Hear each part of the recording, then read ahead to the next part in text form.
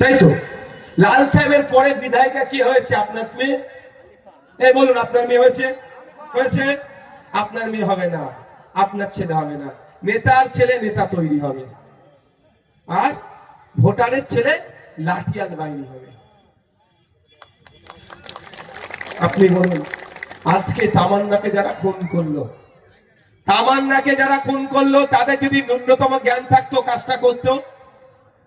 কারণ দেখুন, তামান্নাকে যারা খুন করেছে তাদের হোশ নাই। আজকে মমতা ব্যানার্জি বাঁচিয়ে রাখার চেষ্টা করছে, কালকে মমতা ব্যানার্জি রাজনৈতিক ভাবে হয়তো আর বেঁচে থাকবে না।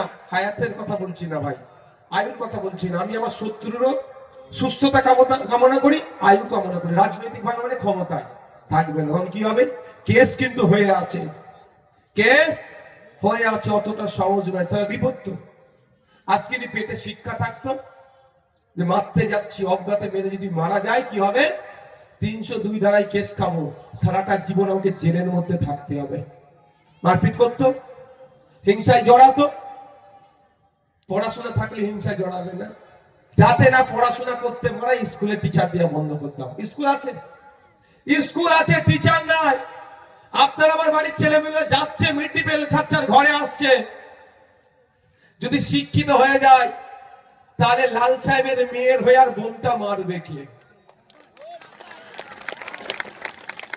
উদাহরণ পেয়ে গেছি বলে বলছি, আমি ব্যক্তিগত কাউকে আক্রমণ করি না।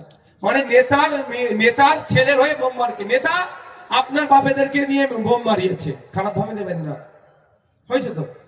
এবার নেতার ছেলে কি হচ্ছে? বিদেশে পড়াচ্ছে।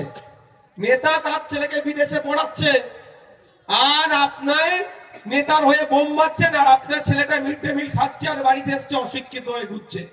নেতার পিরিয়ড শেষ, নেতার ছেলে বিদেশ থেকে তার ছেলে মেয়েগুলোকে পড়িয়ে নিয়ে আসছে, স্টেজে তুলে দিচ্ছে।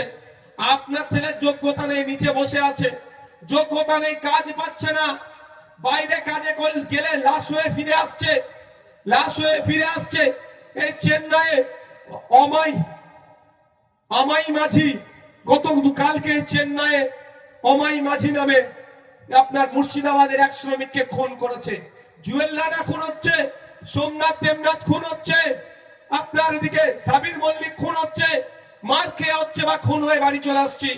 আপনার ছেলের মেধা নাই, শিক্ষা নাই, বাইরে পরিযায়ী শ্রমিক হয়ে কাজে গিয়েছিলাম, অতিথি শ্রমিক হয়ে কাজে গিয়েছিলাম, মার খেয়ে বাড়িতে ফিরে চলে আসছি, এখানে কম্পিটিশনে দাঁড়াতে পারছি না, কাজ নাই।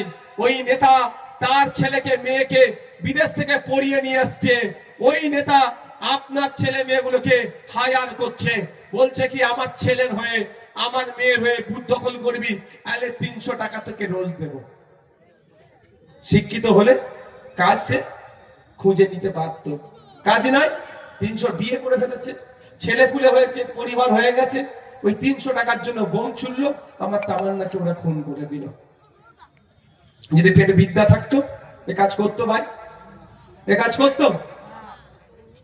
তাই এরা প্ল্যানিং করে আপনার আমার ছেলেগুলোকে অশিক্ষিত করে নেতার ছেলেদেরকে হয়ে তাদের ছেলের লাঠিয়াল বাহিনী করার জন্য এখন থেকে স্কুলগুলো বন্ধ করেছে। যদি ওই নেতারা তার ছেলে মেয়েদের জন্য আমাদের ছেলে মেয়েগুলোকে এই ধরনের অশিক্ষিত করে রাখে, এবার আমাদের ভাই চোখ কান খুলেছে, আমরা আমাদের ছেলে মেয়েদের জন্য আওয়াজ তুলবো। কোনো গল্প হবে না, মুসলমান ভাই ভাই, হিন্দু ভাই ভাই গল্প শোনালে হবে না। পশ্চিম বাংলায় 2012 থেকে 2024 25,000 প্রাইমারি স্কুল বন্ধ করে দিয়েছে।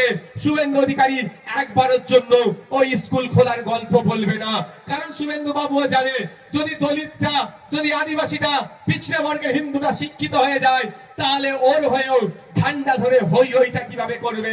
আর মমতা ব্যানার্জি সরকার প্ল্যান করেই তো স্কুলটা বন্ধ রেখেছে, যাতে এই ছেলে মেয়েগুলো উচ্চ শিক্ষায় শিক্ষিত হতে না পারে। আপনারা বলুন যে 25,000 স্কুল বন্ধ হয়েছে, শুধুমাত্র এই স্কুলগুলো মুসলমান এলাকাতে নাই, বা শুধুমাত্র দলিত ভাইরা যেখানে থাকে, আদিবাসী ভাইরা যেখানে থাকে, সেই স্কুলগুলো বন্ধ হয়নি। বন্ধ কোথায় হয়েছে? খেটে খাওয়া শ্রমজীবী মানুষ যেখানে থাকে সেই স্কুলগুলো বন্ধ হয়েছে।